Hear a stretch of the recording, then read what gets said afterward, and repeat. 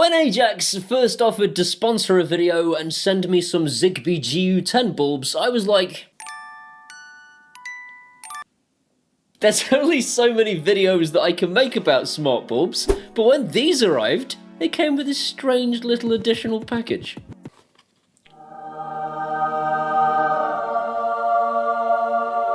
I mean, not this, obviously that's a bulb in a box.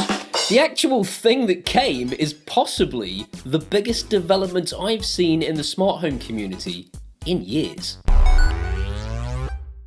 These are Zigbee bulbs. Oh, the Zigbee! And they work with Samsung SmartThings, Philips Hue, IKEA, Hibbert, Homey, and any of the Amazon Echo devices that can control Zigbee devices. Turn the gem on. Okay. They're just like Philips Hue bulbs, only much cheaper and not made by the devil. But this is the clever bit. Not only can those bulbs be controlled by all of those hubs, they can also be controlled by this switch. And this switch is astoundingly cheap and utterly bloody magnificent.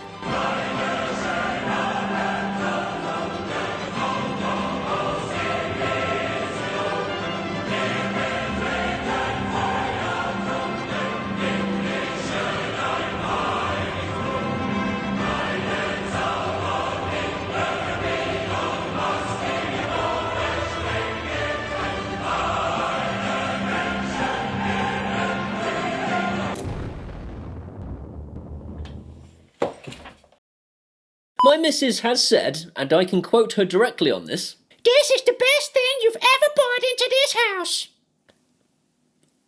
I'm not sure what that says about me as a man, but I entirely agree with her, and here is why.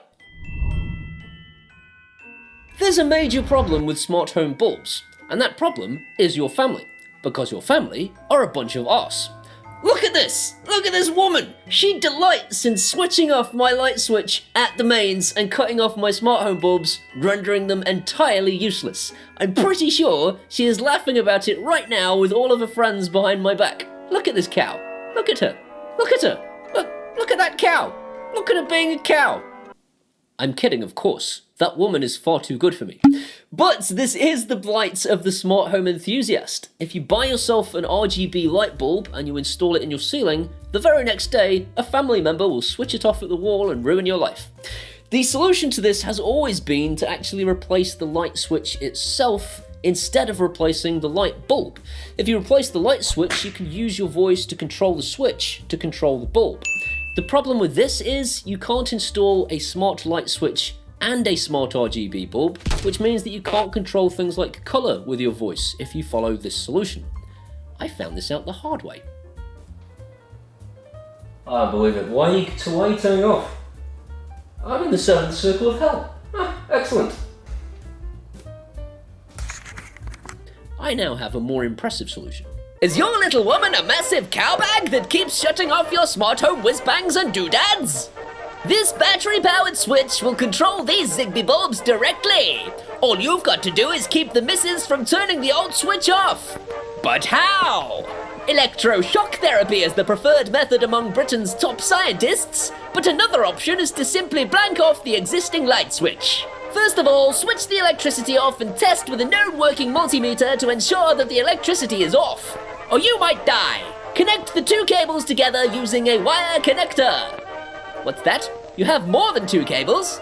Call an electrician or you might die! Put the blanking plate over the top of your handiwork before switching the electricity back on, or you might die! Electricity, you might die. This is my serious face. I am very serious right now. Electricity is lethal. Like, absolutely will kill you dead lethal. If you're not competent, if you don't know how to test to make sure your electricity is definitely off, don't even start the job.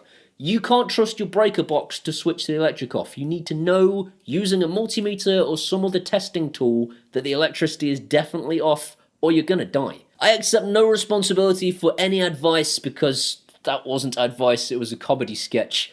Don't follow that and end up dead. It is not worth it. An electrician will not cost you that much money. It's better to get somebody else to do it for you. With all that said, let's look at this switch in more detail. First of all, that switch will control those Zigbee bulbs without a Zigbee hub. All the Zigbee. Oh, the Zigbee! This is ingenious because it actually means I can control those bulbs using my voice via a hub, but I can also use the switch to do insane amounts of control. I can control warm whites and cool whites on a little slider, and this thing is like unbelievably good. I can't believe it's as cheap as it is when the touch sensitivity is so accurate. I can control color from any part of the spectrum that these bulbs are capable of.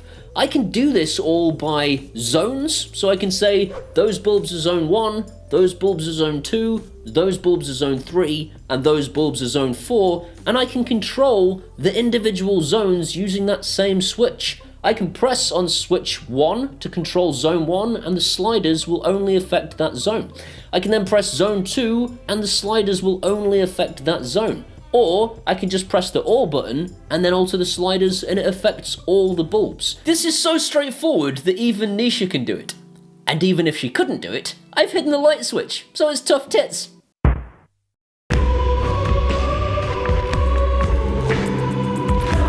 I am totally unworthy of that person.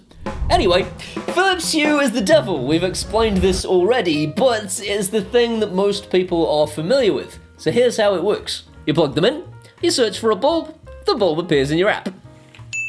That's it.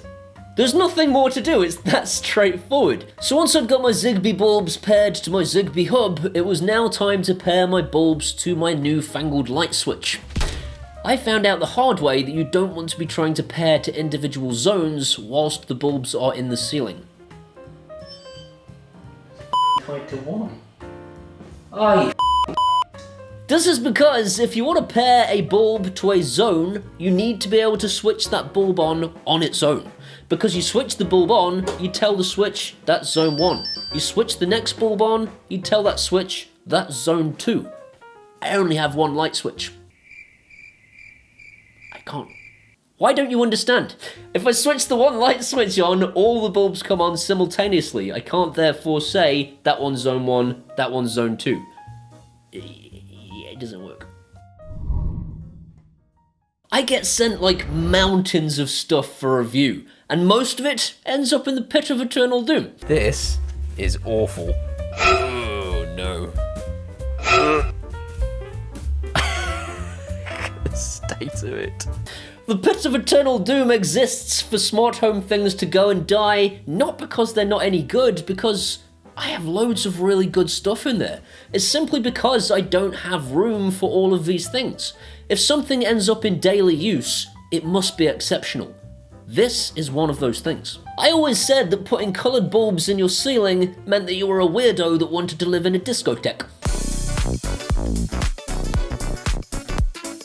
What I hadn't considered is spotlights in an environment such as this can transform a room. It doesn't have to be wild, crazy colours, it's just the ability to maybe dim the lights above the TV so that they're not reflecting but are still casting some light. Maybe a purple light is less intrusive on the television screen than a white light is. Maybe down the other end you want to have some pinks or whatever just to give you some accent lighting at the end of a room. This stuff is absolutely awesome for just setting a tone. And once that tone is set, you don't have to keep it, you can change it anytime you want to. The ability to have different colours at different times when you want to be in a different place is actually really cool. It's no secret that I like accent lighting, it's everywhere.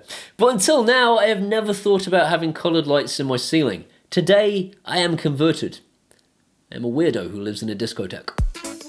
There's nothing wrong with the product per se, but I do feel the need to point out that the Switch will only pair with their GU10 Pro Series bulbs. It won't go with any of their non-Pro Series bulbs, it won't work with their LED strips unless that's changed. If that's changed, I shall put that in the description.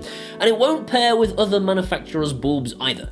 It will only work with the GU10s from the Pro Series range.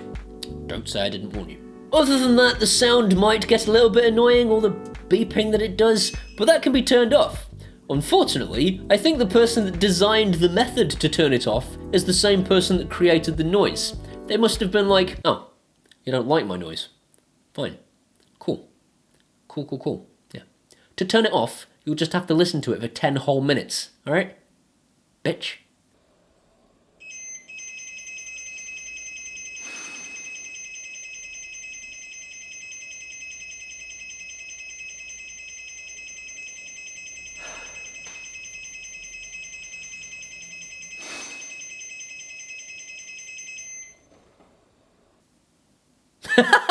Zigbee is never cheap. You might find this is a bit of a bugbear of mine on this channel. Corporate greed! But there are some nominal advantages, and this is a prime example. If this was a Wi-Fi based system, you would be changing the batteries in that light switch every 10 minutes. This is one of the advantages of a Zigbee based system. So if you're in the market for some Zigbee GU10s, or you're thinking about dipping your toe in the Zigbee end of the pool, these are a great place to start because they're actually some of the cheapest GU10s on the market for Zigbee. The bulbs are $22.95 per bulb, and the switch is only $24.99. As usual, there are links in the description if you're interested in anything you've seen in today's video. I hope you've enjoyed it. If you have, please give it a thumbs up. That'll tell YouTube's algorithms it was a good video, and more people should see it. If you want to see some more of this guy, hit that subscribe button and ding that bell. If you ding the bell, it lets YouTube know that you want to be notified when I upload videos. These amazing people here are amazing people. They're my patrons from Patreon, and without them, I would not still be doing this. If you want to be one of those guys, you can do that at either Patreon or buy me a one-off beer at PayPal, and either way, I'll genuinely love you forever. These are my Facebooks and my Twitters and my Instagrams. Come and hang out there and we can be best friends. See you next time. Look at this cow. Look at this cow. Look at this knobhead. He's gonna kick my ass. And the only solution is not a word. I've only got one light switch. I can only switch. See you next time.